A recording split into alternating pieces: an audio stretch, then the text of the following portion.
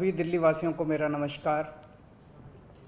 पिछले एक साल से जब से कोरोना शुरू हुआ है, मैं समय समय पे आपके बीच में आके सभी तथ्यों को, परिस्थितियों को ईमानदारी के साथ आपके सामने रखता रहा हूँ, आपसे चर्चा करता रहा हूँ। एक चीज़ हम लोगों ने हमेशा गांठ बांध के रखी, आपको कभी गलत तथ्य नहीं दिए, आपसे कभी झूठ नहीं बोला, जो था आपके सामने रख दिया। अगर स्थिति अच्छी थी तो भी आपको बताया, स्थिति खराब थी तो भी आपको हमने ईमानदारी से बताया, क्योंकि हम पहले दिन से समझ गए थे कि ये इतनी बड़ी आपदा है कि आपके साथ के बिना, जनता के साथ के बिना अकेले इस आपदा से सरकार सामना नहीं कर सकती। जनता का सहयोग और जनता की सहभागिता इस पूरे संघर्ष में बेहद ज़रूरी है। और जब तक जनता को सच नहीं बताया जाएगा, सारे तथ्य जनता के सामने नहीं रखे जाएंगे, तब तक जनता की भागीदारी सुनिश्चित करना असंभव था। इसीलिए हमने हर चीज़ आपके सामने रखी। हमने टेस्ट नहीं कम होने दिए। आज दिल्ली के अंदर सबसे ज़्यादा टेस्ट हो रहे हैं। मैं तो ये कहूँगा कि अगर प्रति 10 लाख की पॉपुलेशन पे देखा जाए तो शायद पूरी दुनिया में सबसे ज़्यादा टेस्ट दिल्ली में हो रहे हैं। मैंने देखा कि कई जगहों पे उन्होंने टेस्ट कम कर दिए। टेस्ट कम कर दिए तो केस कम आने लग गए।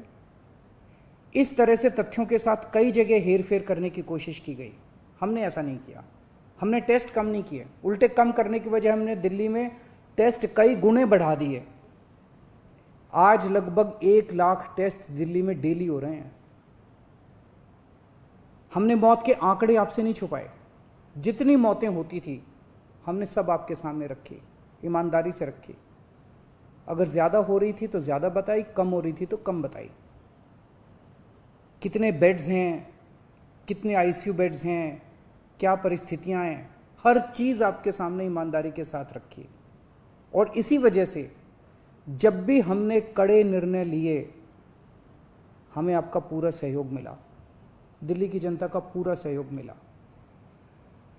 मैं हमेशा कहता हूं कि हमारी दिल्ली एक परिवार है। दिल्ली के 2 करोड़ लोग एक परिवार हैं। और जब परिवार में कोई आपदा आती है तो सारे परिवार के लोग मिलकर उसका सामना करते हैं।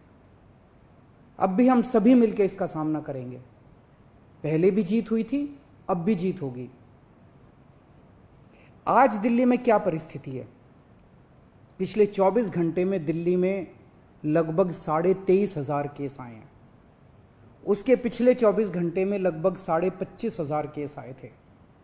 तो पिछले 3-4 दिन से रोज हम देख रहे हैं लगभग 25,000 के करीब केस आ रहे हैं। पॉजिटिविटी बहुत ज़्यादा बढ़ गई है, संक्रमण दर बहुत ज़्यादा बढ़ गई है। दिल्ली के अंदर अस्पतालों में उपलब्ध बेड्स की भारी कमी हो रही है। डेली 25-25 हज़ार अगर पेशेंट्स आएंगे तो कोई भी व्यवस्था चरमरा सकती है। दिल्ली के अंदर बेड्स की भारी कमी हो रही है। आईसीयू बेड्स दिल्ली में लगभग ख़त्म हो गए हैं। आज सुबह मैं ऐप पे देख रहा था 100 से भी कम आईसीयू बेड्स दिल्ली में बचे हैं। ऑक्सीजन की भारी कमी हो रही है। कल हमने सेंट्रल गवर्नमेंट को भी लिखा है, उनसे बातचीत चल रही है। परसों रात को एक हादसा होते होते बचा। एक प्राइवेट हॉस्पिटल ने हमें बताया कि परसों रात को 3 बजे के करीब उनके अस्पताल की ऑक्सीजन लगभग ख़त्म हो गई। वो बोले जी हम तो बहुत बुरी तरह से डर गए, बहुत बड़ा हादसा हो सकता था। इधर उधर हाथ पैर मार के किसी तरह से उन्होंने कहीं से ऑक्सीजन का इंतजाम किया। दवाइयों की कमी हो रही है, रेमडेसिविर दवाई की खासकर काफ़ी कमी हो रही है। ये सारे तथ्य मैंने आपको डराने के लिए नहीं बताए।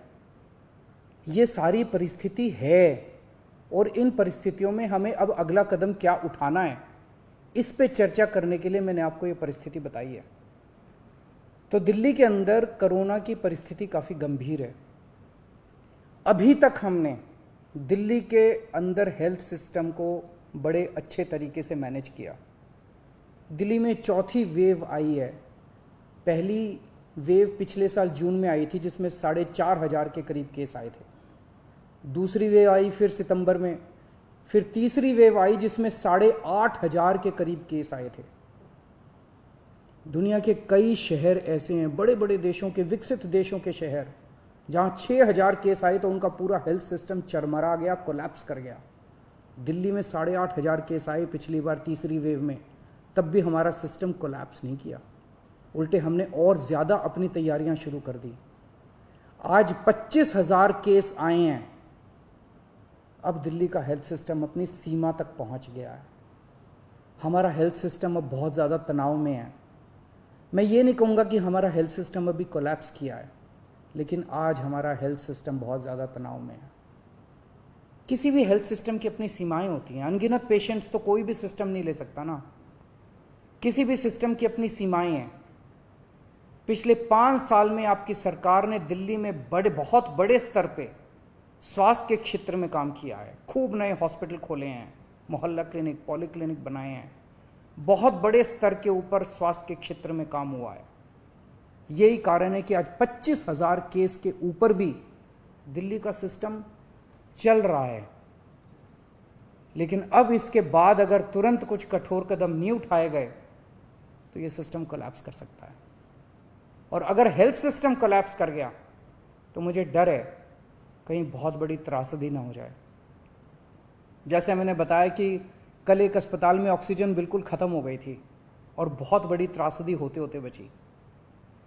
मैंने वीडियोस देखे हैं, तस्वीरें देखी हैं, आपने भी देखी होंगी सोशल मीडिया पे।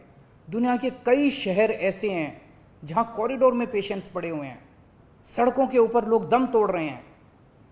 अभी तक हमने दिल्ली को उस किस्म की त्रासदी से बचाया है, वैसा नहीं होने दिया।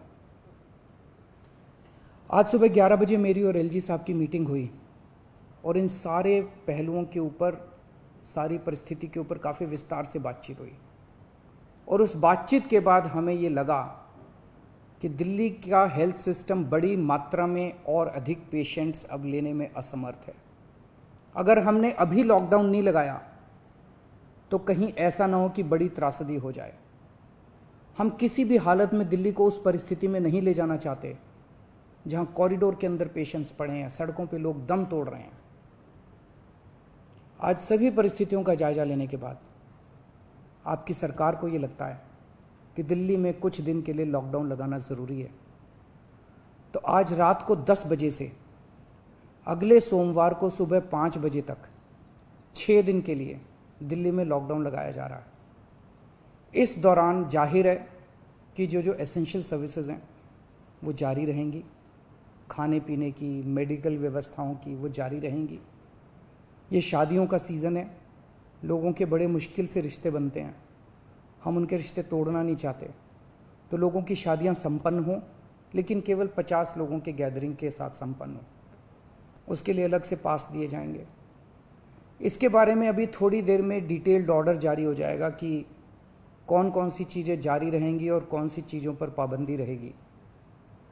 मैंने और एलजी साहब के हम दोनों ने निर्णय तब लिया है जब हमारे पास कोई उपाय नहीं बचा था।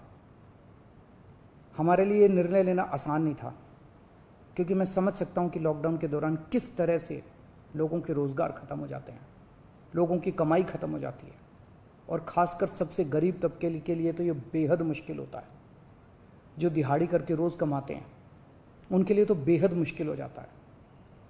पिछली बार जब देश में लॉकडाउन लगा था, हमने देखा कि किस तरह बड़ी संख्या में प्रवासी मजदूर अपने गांव जाने लगे थे। उनसे मैं ख़ास तौर से हाथ जोड़ के अपील करना चाहता हूं, ये छोटा सा लॉकडाउन है, 6 दिन का, दिल्ली छोड़ के मत जाइएगा। आपके आने जाने में इतना समय खराब हो जाएगा, इतना पैसा खराब हो जाएगा, इतनी ऊर्जा खराब होती है। दिल्ली में रहिए। मुझे उम्मीद है कि ये छोटा लॉकडाउन है और छोटा ही रहेगा। मुझे पूरी उम्मीद है कि शायद बढ़ाने की ज़रूरत ना पड़े। आप दिल्ली में रहिए। यकीन मानिए, हम पूरी ईमानदारी के साथ सब मिल के लड़ेंगे तो जल्दी इस मुसीबत से छुटकारा पाएंगे। मैं आपको यकीन दिलाता हूँ, सरकार आपका पूरा ख्याल रखेगी। मैं हूँ ना, मुझ पे भरोसा रखिए। मेरी दिल्ली के सभी नागरिकों से अपील है कि ये निर्णय हमने बहुत मुश्किल से लिया है। आप सब लोग जानते हैं कि मैं लॉकडाउन के सख्त खिलाफ रहा हूँ। हमेशा से मैंने लॉकडाउन का विरोध किया है। मेरा ये मानना है कि लॉकडाउन से कोरोना ख़त्म नहीं होता, लॉकडाउन से कोरोना की स्पीड कम हो जाती है।